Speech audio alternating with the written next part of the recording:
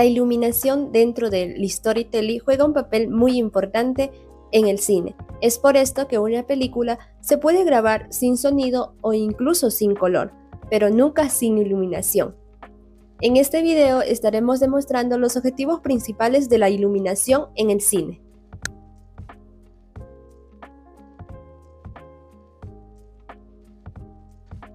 La historia de la luz como técnica comienza con las películas alemanas de 1920. Estas usaban LUTs más dramáticos y duros, pero la iluminación ya existía desde mucho antes. Al principio solo se grababa en los exteriores por la poca sensibilidad de luz que tenían las cámaras en ese entonces. En 1905 las primeras proyecciones de luz artificiales aparecían, hasta 1927 que apareció la primera celuloides con el cual se grabó la película Broly. Objetivos de la iluminación.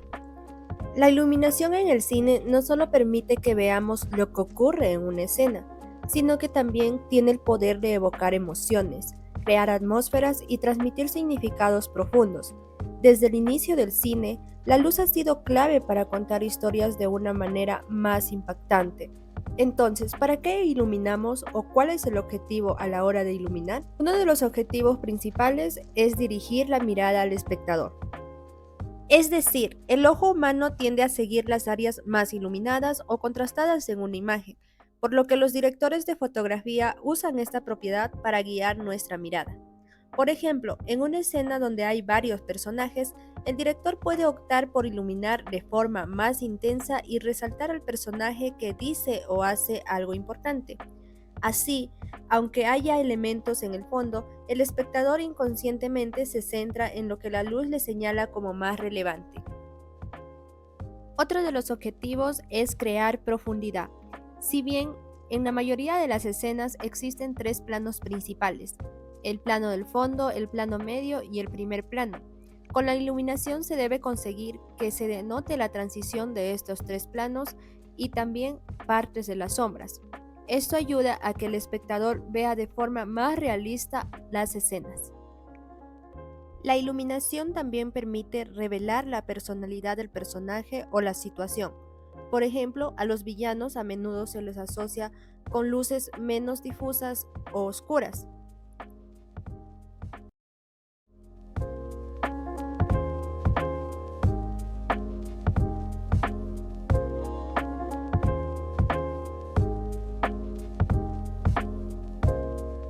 Por último, la iluminación también crea volúmenes en los personajes.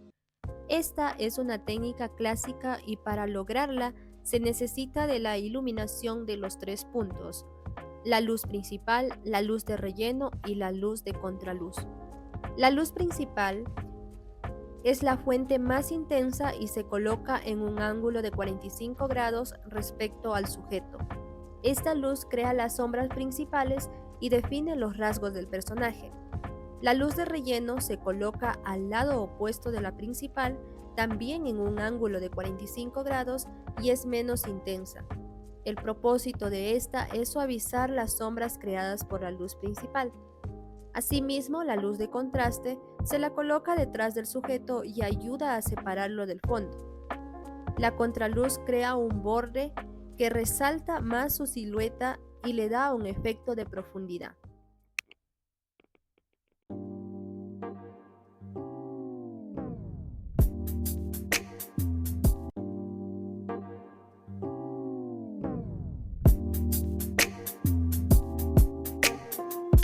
Todos tenemos claro que el cine es un arte, nuestro favorito, pero a diferencia de otros como la literatura o la pintura es necesario una gran cantidad de medios, tanto materiales como humanos, para llevarlo a cabo. Por eso no podemos olvidarnos de la parte económica, el negocio. Y dirán, ¿por qué el negocio? Porque en 1925 los negocios de los hermanos Warner estaban cerca de la bancarrota. Necesitaban algo novedoso para que la audiencia vea sus películas. Fue así como el 6 de octubre de 1927 el autor Al Jolson pronunció las primeras palabras de la historia del cine. El cantante de jazz no fue una gran película, pero consiguió un cambio enorme en el cine. Muchos realizadores de aquella época no estaban muy a favor del sonido. El propio Charles Chaplin declaró: Detesto las películas sonoras. Arruinan el arte más viejo del mundo, el arte de la pantomima. Aniquilan la gran belleza del silencio. Pero la audiencia empezó a ver las películas sonoras, le gustase o no a Chaplin, y luego realizó su primera película hablada. We think too much and feel too little. More than machinery, we need humanity. Pese a sus retractores iniciales, el cine ganó mucho, gracias al sonido. También supuso una gran reducción de números de planos al no tener que incluir en el montaje detalles explicativos de ruidos, ya que con el sonido esto se podía añadir fuera de campo. Por ejemplo, la conciencia vespertina recurrió a primeros planos repetidos, golpeando una mesa y de un pie pegando en el suelo para hacer notorio el sonido.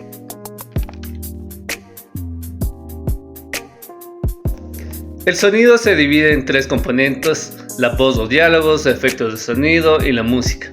El diálogo es el principal de los tres ingredientes de una banda sonora.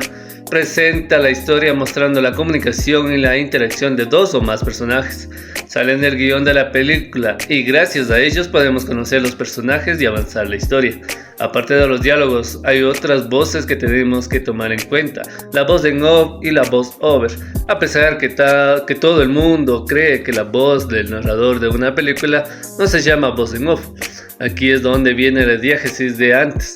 Si las voces que suenan pueden ser percibidas por los personajes dentro de la película, aunque aparezcan fuera de campo, se denomina como voz en off. Como por ejemplo, la radio en El Despertador, en Atrapados en el Tiempo.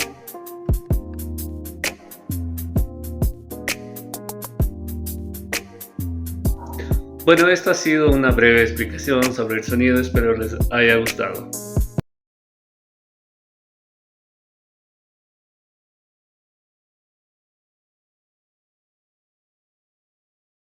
Bienvenidos a otro video. El día de hoy descubriremos qué son los efectos mecánicos en el cine. Acompáñanos en el siguiente video. El cine utiliza técnicas mecánicas para crear la ilusión del movimiento, desde los primeros zootropos hasta las modernas cámaras de alta velocidad. Estas técnicas han transformado la forma en que percibimos el tiempo y el espacio en la pantalla. Los efectos mecánicos en el cine abarcan desde simples trucos de cámara hasta complejas maquinarias. Estos efectos han permitido la creación de mundos fantásticos y escenas impactantes.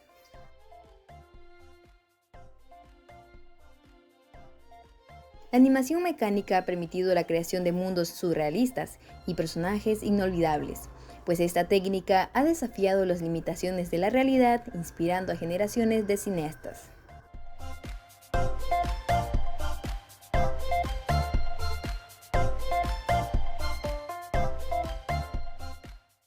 En un mundo dominado por los efectos digitales, el renacimiento de los efectos prácticos mecánicos ha redefinido la estética del cine.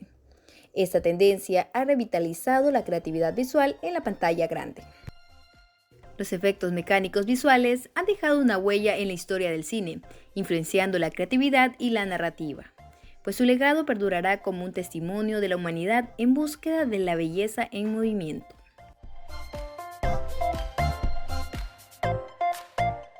Espero te haya quedado claro qué son los efectos mecánicos y nos vemos en un próximo video.